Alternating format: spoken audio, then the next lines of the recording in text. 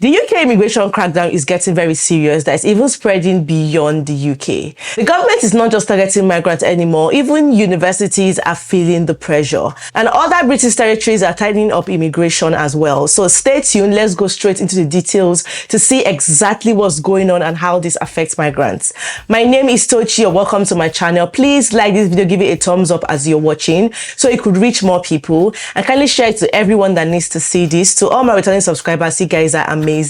You're welcome back to today's video. If you're yet to subscribe, please click the subscribe button right now. Thank you. Guys, a lot has been going on with UK immigration and everything. I'm sure we all know that. It's just as days go by, a lot of new things begin to unfold.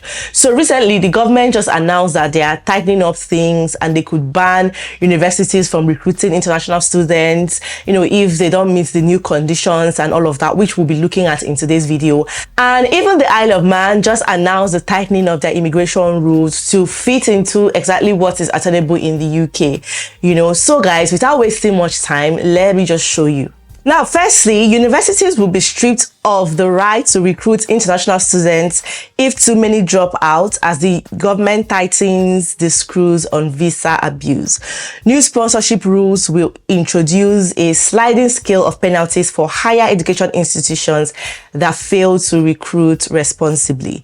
So this has come after asylum claims from people on work visa skyrocketed. The government has been saying that people come into the country on a study visa, and the next thing they're applying for asylum. They've even seen people that came in on the work visa as well applying for asylum, but this one dwells mainly on those on study visas applying for asylum. So they're like worried, and they're now warning universities. They've now given them new conditions and things to meet. If they don't do all of that, they would ban universities from taking international students, right? So they say this has reached 37% of all claims, with foreign students accounting for the largest share. And if you guys can remember, as a result of this, the government even imposed visa breaks on about 4 countries, just halting them from applying to study in the UK and all of that.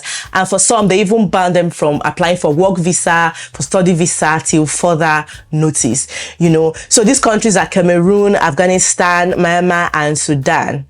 And the government is acting, and obviously we all know what their major goal is concerning immigration is to cut it down, and they're doing everything possible to make sure this happens. They even said that since last summer, the Home Office has contacted 306,000 students whose visas are due to expire, warning that meritless asylum claims will be swiftly refused, and those without the right to remain must leave or face removal. If you got any of these emails or any of these messages, please let us know in the comment section as well. The government said they sent out mails and messages to students whose study visas are about to expire, warning them you either switch to a skilled worker visa, you leave the UK, but do not claim asylum because it will be rejected, especially if it doesn't have any merits, right? And they even said everything about asylum claims now, how they were tightening the conditions, and it's not going to be easy to get anymore and all of that, just to make sure that the applications reduce. So these measures form part of the government's broader drive to restore order and control to the immigration system, under which net migration has now fallen by 74%. Obviously, the government is priding in this. That's why they keep saying it at every chance that they get. Those seeking to game the system should know we are watching and would hesitate to act. So yeah, that was exactly from the government website, and this is from Independent. Obviously, they just summarized it, so you can also go through this just in case you want a summary of everything that they have just said. Summary: universities will be stripped of the right to recruit international students if too many drop out from their courses over fears they are being exploited for visa abuse. Okay, we've established that the Home Office will now introduce a new sponsorship rules for universities, and everything. There are penalties for those who fail to meet it, and all we've already seen that. So a new traffic lights rating system will be introduced from summer 2027 for universities, and those rated red will face restrictions on the number of students they can recruit and must fund a 12-month action plan to fix failing practices. And then those judged as not improving will have their sponsorship rights stripped altogether whatever the Home Office have said. That's exactly what's going on. Everybody is facing the heat right now. So if you're a migrant, it's always good to stay updated so that you can exactly have options, know what to do, understand, because if you're well informed, like I always say, it will help you make right decisions. Now, talking about making right decisions, we already have seen what's going on, and as migrants, it's already hard enough on us. You know, we're facing constant immigration changes, pressure at work, rising bills, childcare challenges, dealing with a lot. So it's not wise to put all your eggs in one basket or just depend on one source of income. It's good to diversify. It's good to look for businesses you can do, side hustles. And the truth is, that's what everybody keeps saying. Everybody keeps saying, find a side hustle you can do a new business, don't depend on your 9 to 5. But nobody is truly telling you exactly the kind of side hustles to go into or how to go about it. So that is why I'm introducing you to my community, a business you can start, be it AI, content creation. And AI is a new oil money right now. It's the way to go. There's money in content creation online. You don't even have to show your face. I'm sure you'd have come across videos people created with AI online and they are making money, getting thousands of views and even brand deals. You can do that as well, not just enjoying the ones that other people created. You can create yours and make money from it. You can buy and sell on Amazon, eBay. You can import from China, you know, great digital products. You can do any business of your choice. Also be hosting a webinar to teach you different side hustles that you can do. Free webinar. I'm going to leave the link in the description. Know that over here we don't gatekeep. Whenever I come across an information that is useful and that is helpful, I usually share. Know for sure that you're definitely going to benefit from it. Okay, so if you're interested, the link to join will be in my description box. You can also comment join in the comment section. I can share you the link. Everything you need to know about starting and growing your own business and making extra income for yourself. Everybody needs it. If you're a migrant especially, you don't even need too much convincing to understand that you need to get something else going for yourself, because it's very, very important, and I'm here to help, right? Just click on the link in my description box, the link to join the WhatsApp group to wait for the webinar to learn more. I can't wait to have you all there this Friday at 8:30 p.m. See you all there. Guys, moving on, right? Migrant worker rules tightened to reduce exploitation risk. Rules allowing migrant workers to take up employment on the Isle of Man have been tightened to reduce the risk of abuse or exploitation. Right? So the Man's government has updated its worker migrant routes to broadly align its immigration system with the UK's skilled worker visa.